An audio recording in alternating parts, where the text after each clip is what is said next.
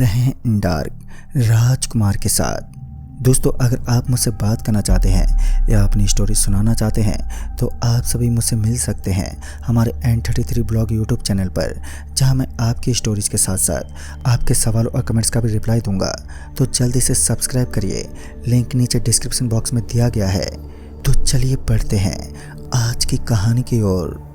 दोस्तों, ये बात तब की थी जब शाम के समय मैं थका हारा ऑफिस से घर आ रहा था। जब मैं घर पर पहुंचा तब मैं काफ़ी थका हुआ था, इसलिए मैं आराम करने के लिए बेड पर लेटने ही जा रहा था कि तभी मेरे फ़ोन पर एक कॉल आया और मेरे फ़ोन की रिंग बजने लगी। मैंने फ़ोन उठाया तब मुझे पता चला कि वह मेरे चाचा जी की कॉल थी। मेरे चाचा जी ने मुझे कहा कि तुम्हें जल्दी ही गाँव आना होगा। मैंने अपने चाचा जी से पूछा कि ऐसा क्या काम है, इसके लिए मुझे वहाँ पर आना पड़ेगा। मेरे चाचा जी ने मुझसे कहा कि कोई ज़रूरी काम है, इसलिए जल्दी से यहाँ पर आ जाओ। तभी मैंने उनको कहा कि ठीक है, मैं जल्दी ही वहाँ पर आता हूँ। मुझे जॉब पकड़े अभी कुछ महीने ही हुए थे और ऑफिस में काम काफ़ी रहता था, इसलिए मेरा मन गाँव जाने का तो बिल्कुल भी नहीं कर रहा था। लेकिन मजबूरी के कारण मुझे वहाँ पर जाना पड़ा, इसलिए मैं अपने दोस्त के घर पर गया जो मेरे ही कंपनी में काम करता था। मैंने उसे जाकर कहा कि जब तक मैं गांव में रहूंगा उसके समय में जितने भी काम आएंगे तो उसे रिकॉर्ड कर लेना, और जब मैं गांव से लौट आऊंगा तब मैं आकर उस काम को करूंगा। मैंने उससे बस इतनी चीज़ करने की विनती की और उसने हाँ भी कर दिया। उसके बाद मैं चैन से अपने गांव के लिए रवाना हो गया और परसों ही मेरी ट्रेन थी और अब मेरे पास अच्छा खासा समय था अपना सामान पैक करने के लिए। मैंने परसों की ट्रेन भी पकड़ ली और 2 हफ्ते गांव में बिताने के बाद, सारा काम खत्म होने के बाद मैं गांव से लौट भी आया। मैं गांव से अपने साथ खुशी की यादें लेकर लौट रहा था, पर मुझे नहीं पता था कि यहाँ पर आने के बाद मुझे कैसा झटका लगने वाला है। मैं अगले ही दिन गांव से लौटने के बाद अपने दोस्त के घर गया और उससे कहा, भाई तू मुझे वह काम के रिकॉर्ड बता दे ताकि मैं उन कामों को कर सकूं। उसने मुझे सीधे वो रिकॉर्ड थमा दिए और कुछ भी नहीं कहा। मुझे उसकी थोड़ी हरकतों पर शक हुआ, वह बहुत ही अजीब तरह से बर्ताव कर रहा था। मैंने उस समय इस बात पर ज़्यादा ध्यान नहीं दिया और मैंने सोचा कि कुछ काम का इसके सर पर बोझ होगा, इसलिए वह कुछ नहीं बोला है। फिर उसके बाद मैं रिकॉर्ड लेकर अपने घर पर चला गया। मैं अगले दिन जब ऑफिस गया तब मैंने अपने दोस्त से पूछा कि कल तुम जल्दी में थे क्या, और तुम्हारा बर्ताव भी कल काफ़ी बदला बदला सा लग रहा था। मेरे दोस्त ने मुझसे कहा कि मुझे घर पर कुछ काम रहता था, इसलिए मैं कल काफ़ी जल्दी में था। मुझे मेरे दोस्त की बातें सुनकर मुझे उस पर शक हो रहा था, इसलिए ऑफिस से छूटने के बाद मैंने अपने दोस्त को कहा कि मैं कितने दिन से तेरे घर नहीं गया, इसलिए आज तेरे घर चलते हैं। उसने मुझसे कहा कि उसके घर पर कुछ काम चल रहा था, इसलिए वह मुझे लेकर घर नहीं जाना चाहता। लेकिन मैंने ज़बरदस्ती उससे कहा कि तेरे घर चलते हैं, वहाँ पर कुछ काम की बातें भी कर लेंगे। मैं उस पर घर जाने के लिए काफ़ी दबाव डाल रहा था। उसके चेहरे का हाव भाव काफ़ी बदला सा लग रहा था, लेकिन कुछ समय के बाद वह मान गया था। जब मैं उसके साथ उसके घर जा रहा था और उसके घर जाते समय मैं उससे काफ़ी बातें भी कर रहा था, लेकिन वह कुछ साफ साफ नहीं बोल रहा था। उसकी आवाज़ में हिचकिचाहट सी दिख रही थी। मुझे ये बर्ताव बहुत अजीब लगा। मैंने उस पर दबाव बनाया ताकि मैं उसके घर जा सकूं। तभी मुझे लगा कि शायद घर में कुछ तो है, पर मुझे उसे देखकर ऐसा लग रहा था जैसे वह मुझे अंदर नहीं लेकर जाना चाहता था। पर फिर भी मैं उसके घर के अंदर चला गया और घर जाकर मैंने देखा कि पूरा घर खाली है। अब मैं हैरानी में पड़ गया था कि पूरे घर में एक भी सामान नहीं है, जैसे यह इस घर को छोड़ने वाले थे। और तभी मैंने अपने दोस्त से इसका कारण पूछा तो उसने बताया कि मैंने दूसरी जगह घर ले लिया है और अब मैं वहीं रहूँगा। और उसने बताया कि वह इसी चीज़ की चिंता में पड़ा हुआ था। तभी मुझे उसकी बातें समझ आई कि कुछ दिनों से वह चिंता में क्यों था। तभी मैंने उससे कहा, अरे यार तूने मुझे ये बात क्यों नहीं बताई, मैं भी तेरी मदद कर देता। तभी उसने कहा, अरे कोई नहीं, ये सब काम ठीक से हो गया है, बस कुछ प्रॉब्लम है पर मैं संभाल लूँगा। मैंने उससे बहुत जानने की कोशिश की कि आखिर क्या प्रॉब्लम है, और उसने कुछ भी नहीं बताया। और अब लगभग रात भी हो गई थी और मैं उसके घर से निकलने ही वाला था कि मुझे ख्याल आया और मैंने पूछा, भाई तू खाएगा क्या, घर में तो कुछ खाने के लिए है ही नहीं, और तू सोएगा कहाँ पर। उस पर उसने कहा, अरे कुछ नहीं, अंदर कुछ रजाइयाँ पड़ी हुई हैं और मैं बाहर से खाना मंगवा लूँगा। तभी मेरे मन में एक और सवाल उठा। मैंने उससे पूछा कि भाई तेरा सामान कहाँ पर है? तो उसने कहा, अरे वह सारा सामान तो घर पर चला गया, वो नए वाले घर में मैंने शिफ्ट कर दिया है। तभी मैंने कहा, अगर सारा सामान चला गया है तो तू इधर क्यों रुका है? तभी उस पर उसने कहा कि कुछ ऑफिस का काम बाकी था और मेरा ट्रेन परसों का है। तभी मैंने कहा, अरे तू बाहर से खाना क्यों मंगाएगा, चल मेरे साथ, मेरे इधर ही रहना। पर उसने मेरी एक ना सुनी और मुझे थक हार कर अकेले ही घर जाना पड़ा। मैं पूरी रात उसी के बारे में सोचता रहा और अगले ही दिन जब मैं ऑफिस से लौट कर आया तो मुझे ख्याल आया कि एक बार अपने दोस्त से मिलकर आता हूँ। तभी मैं उसके घर गया तो दरवाज़ा अंदर से बंद था। ऐसा लग रहा था जैसे वह अंदर खुद को बंद करके रखा हुआ है। जैसे उसने दरवाज़ा खोला तो मुझे ऐसा लगा कि घर की उमस बाहर आ गई हो। घर में जैसे पूरे दिन से हवा नहीं लगी थी। मैं उसके घर के अंदर गया, तभी मैंने देखा वह अकेले एक जगह पर बैठकर खिड़की की तरफ देख रहा था, जबकि खिड़की तो बंद थी। फिर मैंने वह खिड़की खोली और उससे पूछा, ये घर पूरा पैक करके क्यों रखा हुआ है? तो उसने कहा, वो कुछ नहीं, ऐसे ही है, चल आप बैठकर बातें करते हैं।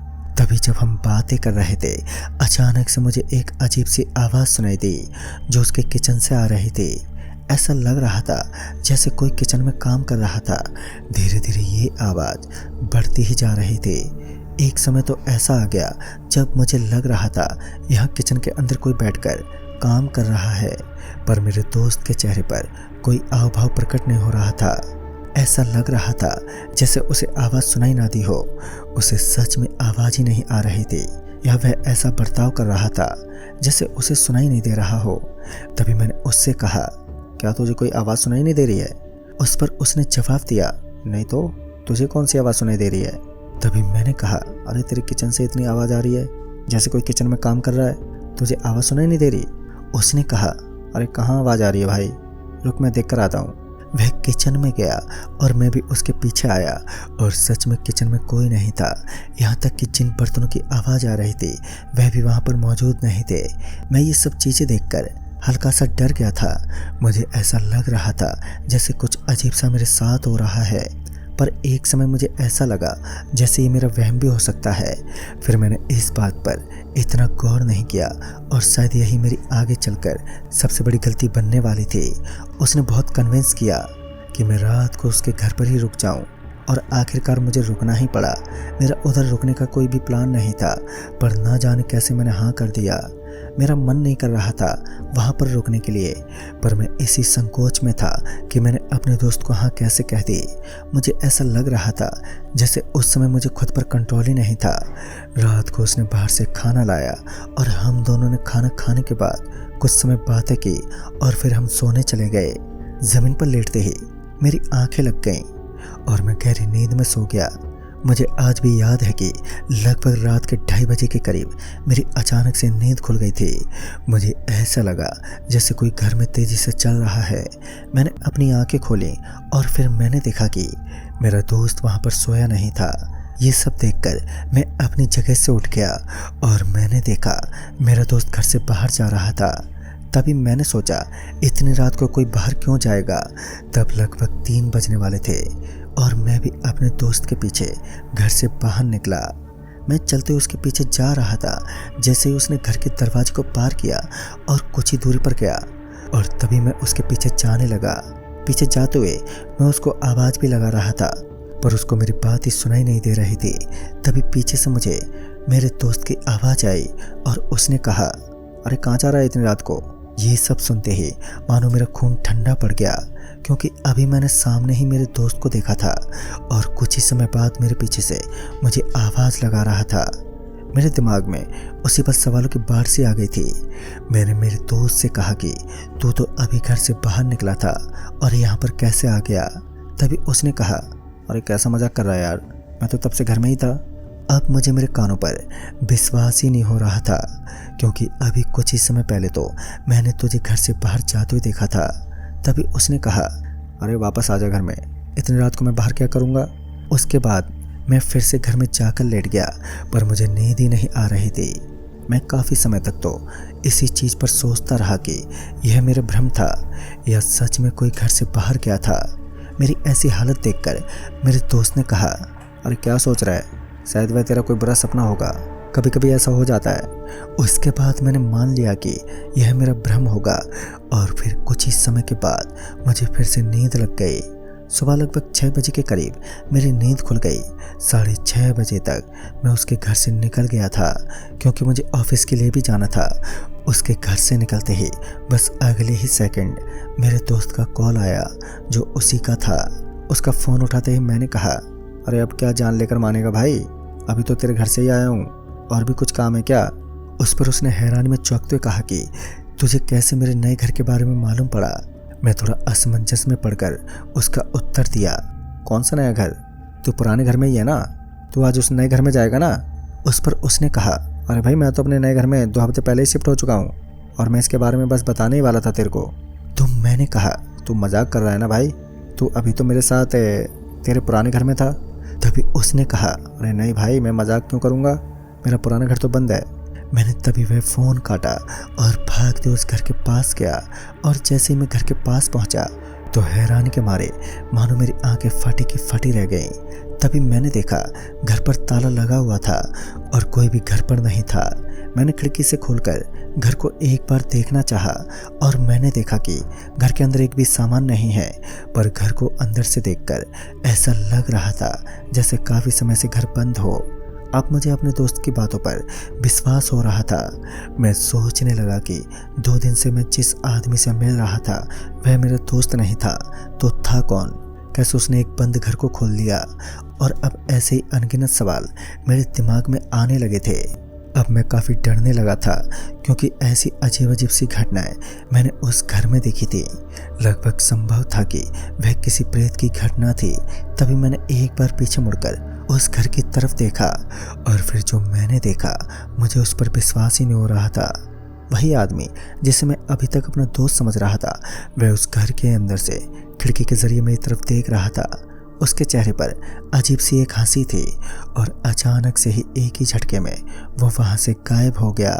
और फिर दोस्तों उसके बाद मैं वहाँ से एकदम तेज़ी से भागा और उसके बाद मैं फिर कभी भी उस घर की तरफ नहीं गया। आखिर वो कौन था? आज भी ये एक रहस्य बना हुआ है। तो दोस्तों इस कहानी में बस इतना ही। तब तक के लिए बाय एंड टेक केयर।